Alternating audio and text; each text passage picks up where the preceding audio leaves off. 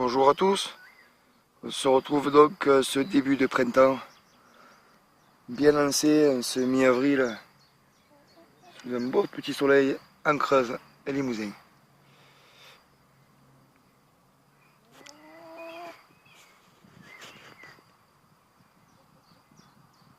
Donc pour la microferme biologique, voici un petit point.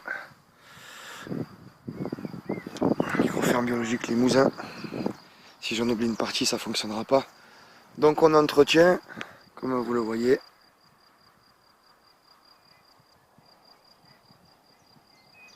on entretient les sols du potager et on redistribue donc l'herbe en matière nutritive sur les buts. Donc on voit des patates qui commencent à pousser.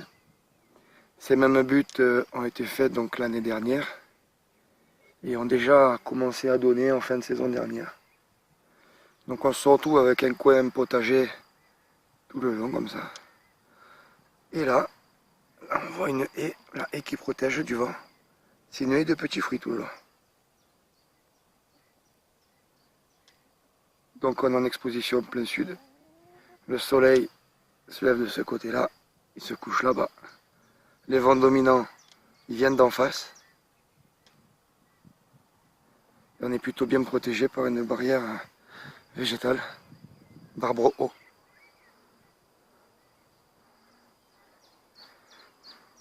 On est juste derrière un étang de plusieurs hectares. Et on a fait un coin verger. Donc celui-ci restera en friche. Il a été semé l'an dernier en prairie champêtre. Et on a eu de très belles fleurs. Et cette année, en début de printemps, je vois qu'il y a déjà pas mal de petits butineurs qui arrivent à se trouver le chemin. Donc ça promet. On a eu donc les cavaliers de glace ainsi que les scènes de glace. Et on a perdu pas mal. Notamment au niveau des fruits, tous les pêchers étaient en fleurs, tous. On a pris le gel, on est monté à -10. Donc tout a brûlé. Normalement ça devrait repartir tant qu'il fait chaud. Il n'a pas forcément besoin de photosynthèse pour développer de nouvelles feuilles au début. On va voir que ça va arriver. Ça fait un peu comme une cloque. Et de suite après il y a des pucerons qui s'installent là-dessus. Mais ils n'y restent pas parce qu'il n'y a pas de sève. Ah, ils étaient en fleurs, hein, comme on le voit. Il n'y a pas de pucerons, c'est pas de la cloque. C'est bien le gel qui a fait ça. Donc c'est toujours les mêmes. Hein. Tout ce qui est chair jaune à gros noyaux. Tout le reste est en excellente santé. Ici nous avons des nèfles qui ont très bien pris. Qui vont donner des petits fruits cette année. Alors c'était pas voulu. J'entretenais une taille à bois depuis l'été dernier.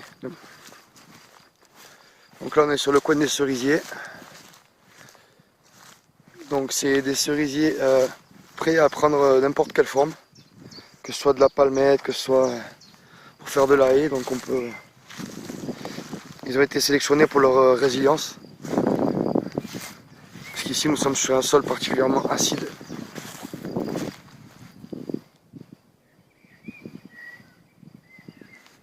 Donc on est lundi, il est 17h30. La maison est là-bas. En face vous voyez des toits, c'est le corps de ferme, qui ne sont que des bâtiments d'habitation, de l'autre côté de la route. Il y a 5100 mètres carrés de foncier. Le verger a été implanté sur le principe de butte nourricière avec du bois mort. Il n'y avait que de la cellulose, du bois qui craque dans la main. Et c'est très bien parti parce que les arbres qui ont été plantés même au pied des noyers fonctionnent très bien. Très bien. Donc c'est dommage. Je comptais bénéficier du soleil pour faire mûrir ces fruits à chair jaune, que sont les abricots, les pêches et les nectarines. Je me rends compte que le gel a fait d'énormes dégâts. Pourtant c'était protégé. Hein. C'était protégé. Comment protéger de cette façon-là quoi. C'était en herbe haute. J'attends le début mai pour couper les premières herbes parce qu'il y a toujours plein d'insectes qui font leurs œufs. Et ils n'ont pas envie de se voir arracher la couverture qu'il y a au-dessus, ou même les papillons, ils font les œufs dans l'herbe. Quand on passe à tondeuse trop tôt, non seulement on met en danger les petits arbres qui se créent dans ces herbes, mais aussi on chasse tous les insectes qui ont fait leurs œufs.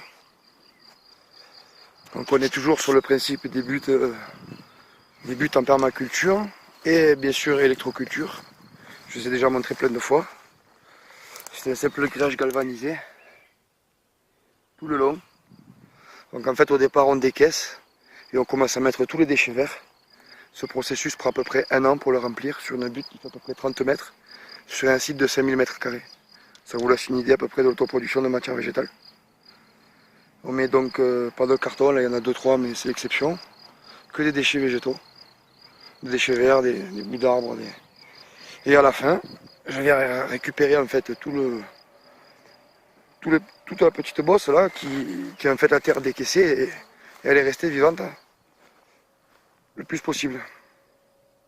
Donc ça va repartir de suite en graines, ça va monter en fleurs de suite, c'est normal, hein, il n'y a que des fleurs. Mais déjà la qualité de la terre est assez bonne. Là on voit un cerisier qu'on a récupéré qui était en très très mauvais état. On voit dehors des petits rejetons un peu de partout. D'où l'intérêt de ne pas passer la tondeuse parce qu'on perd ces rejetons là. Vous voyez un peu la coupe qui a été faite. Alors ça c'est une coupe ancienne. C'est une coupe ancienne que j'ai vue dans un vieux bouquin à moi. Ils appellent ça la coupe Voltaire sur mon bouquin. C'est donc un arbre qui est en train de se couper. C'est un arbre qui est en train de se couper où le champignon va s'installer, il va se casser en deux. Donc c'est un arbre qui a à peu près 80 ans. Il y a encore 5 ans en arrière, il fournissait de grandes quantités de cerises. Et puis en 2 ans, plus rien du tout, c'était fini. Tout s'est mis à couler, les branches sont mis à craquer, toutes séchées. On a dû préparer une première taille il y a 3 ans, légère, pour le faire monter en stress tranquillement. La fois d'après, on a donc étayé toutes les branches hautes. Et la dernière saison, on a fait donc une coupe sévère, on dit sévère, qu'on a cicatrisé. Et il s'en est porté très bien parce qu'il a fait de nouveaux rameaux, il est passé en fleurs, c'était incroyable. Incroyable. Et cette préparation-là, en fait, c'est pour de la greffe couronne. Donc dans un premier temps, on garde un tire-sève qui est plus haut, donc celui-ci, pour faire monter la sève sûre, au cas où celles-ci ne prennent pas. Donc elles ont pris, c'est bien. Et ensuite on vient redescendre, donc on redescend le niveau, à partir du moment où la sève est montée, on fait prendre une greffe en couronne ici, sur 5 échantillons. On change de tronc, enfin on change de branche, de charpentière, on greffe encore 5 autres. Donc on va commencer en précoce, on finira en tardif. Voilà, parce qu'un arbre comme ça, il a des racines assez incroyables. Tout se rapproche de la charpentière, ça donnera des fruits excellents. Une deuxième vie à l'arbre, des fruits qui ne manqueront pas d'eau, pas de sucre. On peut aussi procéder à ce genre de taille sur 2 saisons pour provoquer la naissance. Hop. Alors ça c'est exceptionnel. Ce sont des petits bourgeons de la tente que l'arbre a mis là pendant des années. Regardez, comme celui-ci. Vous voyez ? En fait, c'est des points de compression de sève. Donc si on arrive à forcer le haut, la sève va monter forcée, elle va forcer le bourgeon. Là, on peut imaginer que, peut-être celui-ci est un peu faible, mais celui d'en dessous, on pourrait imaginer carrément couper l'arbre. Et ça repartirait par ici, et ça viendrait se souder à la partie qu'on a retirée. Donc c'est un travail qui est très long, mais ça, c'est très intéressant parce qu'on garde le capillaire en fait de l'arbre. Voilà. Si on regarde un cerisier qui a déjà 5 ans d'âge, par exemple celui-ci, il a déjà 5 ans. Donc il a été taillé bas, c'est voulu. Regardez la taille du tronc, hein, c'est pas pareil. Hein. C'est gros comme un pouce. Hein. Donc c'est des vergers qui ont été nourris au BRF, protégés au foin. Au foin, oui, c'est ça. Non, la paille, à la paille. Donc toujours le point de greffe au-dessus de la terre, pour pas qu'ils repartent en fait du bas, qu'on garde la variété greffée. Ensuite je les ai empirés tous. Et en dessous ils ont une réserve de terreau, de quoi manger. Ils ont un peu de bois. Ils n'ont pas manqué d'eau. Et maintenant on arrive donc sur la partie permaculture potagère que voici. Donc ça fait 10 minutes, je pense que je vais peut-être couper la vidéo. Je ne sais pas si elle passera sur Facebook, on verra, on verra. Bon, quand on me parle de géomagnétotellurique, qu'est-ce que c'est? Ce sont donc les buts en permaculture et en électroculture, bien sûr, qui sont orientés sur les cardinaux et à chaque fois représentés par des, en gros, hein, par des gros blocs comme ceci. Ça fait à peu près 150 kg le tout, de pierre de granit composé lui-même de cristal de quartz, au-dessus ou posé sur des gisements comme celui-ci là. Le terrain est vallonné car c'est un gisement de granit. Donc j'en ai fait un à chaque cardinaux, comme celui-ci. Et on a remarqué, après bon, on n'est pas non plus, c'est pas la chance exacte, mais on a remarqué qu'on était mieux au niveau pollinisateur et qu'on prenait moins de pollen des grands arbres, moins de poussière, moins de chute aussi. Si on en parle encore une fois, ces fameux produits chimiques qui sont épandus dans le ciel. Donc on a remarqué que c'était plus ou moins épargné. Parce que dans les mêmes conditions, des légumes qui avaient été plantés ici et en bas, là où il n'y a pas de protection, tout en bas là-bas, à la limite de la parcelle du voisin, ils n'ont pas réagi pareil. Après il faut voir les autres facteurs. Donc vous voyez qu'avec une petite parcelle comme ça, de 1500 m² à peu près, on arrive à faire de jolies choses, notamment une bonne quantité d'herbes au mois d'avril. Pour pailler, c'est excellent, ça crée de l'azote. Donc on est sur de l'herbe, une bonne épaisseur, vous voyez, 5-10 cm. On a du BRF et en dessous on a de la terre. Donc le BRF qui est en décompostage depuis déjà le mois de novembre. On commence à voir de jolies choses ici. Donc on a des salades. Elles ont résisté au gel. On a des fraises. On a planté des choux, de l'ail, des oignons. On a planté des cardes. On a planté tout ce qui est de saison en fait, hein, qui s'est fait pour fin avril, mi-avril. On a fait les patates. J'ai dû planter 6-7 variétés de patates. On a fait aussi de la betterave. Pour vous donner une idée du design. Donc on est dans le sens de l'écoulement naturel de l'eau. Ça tombe très bien. Donc on avait fait, comme vous le voyez ici, là, hop, par exemple on le voit bien là. On avait fait des petites rigoles, comme celle-là, qui descendaient jusqu'à la mare qui est en bas. La mare, je vais la viser, elle était juste là, tac. Mais le problème, c'est qu'on n'a pas mis assez de... Elle n'était pas assez grande, elle avait du mal à retenir l'eau. On la voit là-bas au fond. Juste là. C'était pas top top. Il faudrait voir les choses en plus grand. Donc on a mis de principe qu'il fallait planter un maximum de fleurs de partout. Donc on a mis des bulbes autant se faire que peu. Beaucoup n'ont pas pris, les graines ne prennent quasiment jamais. On fait des petits semis sauvages de perpétuels, des poireaux, quelques patates qu'on laisse en taille nouvelle qui repoussent. Beaucoup de légumes anciens qui vont revenir tout seuls.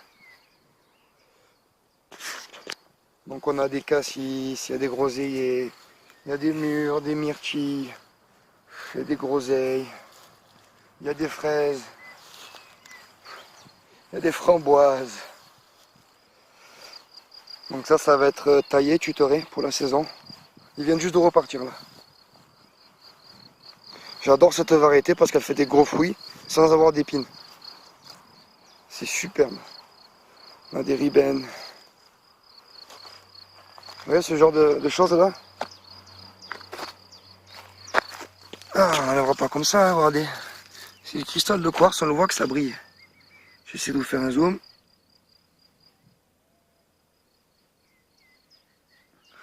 Donc on connaît la particularité, si je puis dire technique, du cristal de quartz. On s'en sert encore au jour d'aujourd'hui dans les cellules téléphones. C'est sensible, piézoélectrique. C'est un minéral incroyable.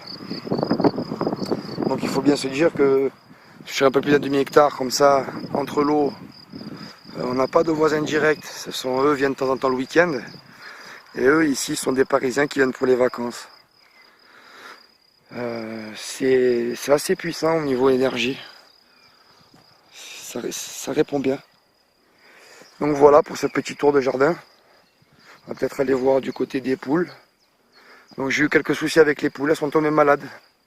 Elles ont eu des diarrhées.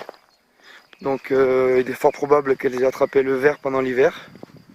Car j'ai mis un point d'honneur à les nourrir correctement. J'ai pas voulu qu'elles manquent de nourriture. Et il se trouve qu'en surabondance de nourriture, elles développent le ver.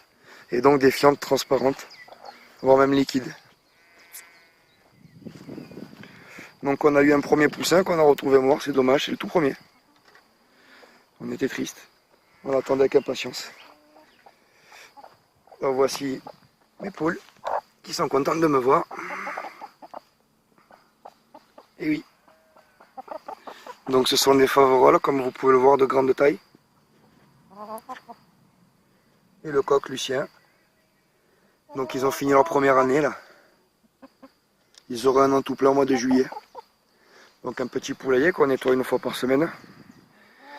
Je mets les fientes de côté, elles repartent au compost pour le potager. On composte juste derrière là. On va aller voir ce qui se passe à l'intérieur. Ça va faire trop de bruit. Et pendant ce temps, je vais expliquer comment j'ai fait pour tenter de les soigner. Alors j'ai fabriqué une espèce de mixture qui est censée vermifuger. Ici, hop. Donc c'est du pain broyé hein, avec de l'ail et du vinaigre de cidre de pomme. Du vinaigre blanc, ça fonctionne très bien. Voilà, donc elle mange ici, coquille d'œuf, de la poussière. Et on va aller voir maintenant ce qui se passe à l'intérieur.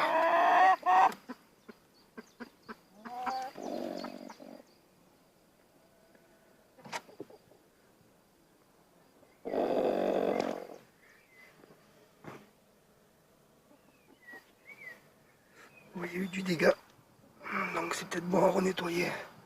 Donc là vous voyez, elles sont deux pondeuses à se partager les œufs. Quand elles m'ont entendu arriver, elles ont voulu venir voir qui c'était. Elles étaient curieuses, mais d'habitude elles ne quittent pas le nid. Elles s'accordent de très rares pauses. Donc on a 4 couveuses. 4 couveuses et 5 pondeuses. Il y a une pondeuse qui ne couve pas. Donc voilà, là ça va être nettoyé demain. Donc c'est avec des copeaux. Vous voyez le perchoir au milieu, très important pour les poules. Une petite réserve de nourriture pour les jeunes poussins. Voilà, je ne veux pas les déranger plus longtemps. Et il y a encore des œufs qui ont été pondus, il y a encore 3 œufs qui ont été pondus. Donc c'est celle qui ne couve pas qui a pondu à côté. Et les autres ont pris les œufs et les ont rajoutés. Ça commence à faire beaucoup. Parce qu'elle en dessous, elle en a tout autant. Mais c'est une très bonne couveuse. Vous voyez à peu près une cagette. Voilà. Vous mettez dans une cagette, vous mettez 2 poules.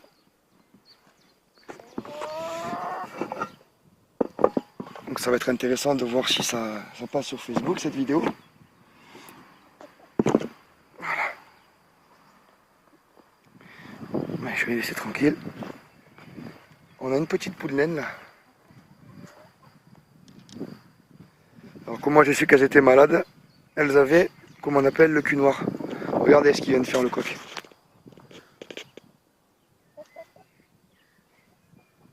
Voilà. Donc c'est en cours de traitement. Et on verra si dans la semaine ça va mieux ou pas. Auquel cas on aura affaire à un vétérinaire. C'est comme ça qu'on apprend. Donc je les ai vermifugés. Je les nourris de granules spécifiques. Issus de la culture naturelle de céréales locales. Et je leur donne en plus du blé qu'on fait nous-mêmes. Du blé entier. Donc ils ont de la granule et du blé. Ils ont un tas de compost. Donc c'est les herbes à composter, il y a des vers de terre. Ils ont de l'herbe. Et ils ont à peu près une surface de à peu près 60 mètres carrés. Peut-être 70. Nous les lâchons quand les cultures sont déjà grandes. Ils sont libres. Voilà. J'espère que ce petit tour d'horizon vous a plu. Voilà, toujours des fleurs de partout, si possible. On a fait le maximum. Vous voyez tous les semis d'oignons qui sont... Pour les aliacées, c'est très bien. Mon sol est très bien parce que c'est du tuf, il est extrêmement drainé. Donc j'ai de très bons résultats. Les premières buttes, donc ici c'était du compost de lapin. Ça a donné une première récolte de radis. Et on avait planté des salades qui n'ont pas pris. On a des choux, la parcelle où j'ai fait, sur cette petite parcelle là, j'ai fait 50 kg de patates l'année dernière. Donc sur, je sais pas, je dirais 25-30 mètres carrés à peu près. Il y a des fraises, des betteraves, des choux, des salades, de la mâche, des radis. Voilà, voilà, voilà. Un petit atelier en piquage. Bon, je vais vous laisser pendant que je range tout ça. Je vous dis à bientôt. Profitez bien de ces beaux jours. Et n'hésitez pas, de 1 mètre carré à plus, on peut planter des choses, ne serait-ce que sur une terrasse, un balcon, une jardinière. J'ai commencé comme ça. Allez, à bientôt.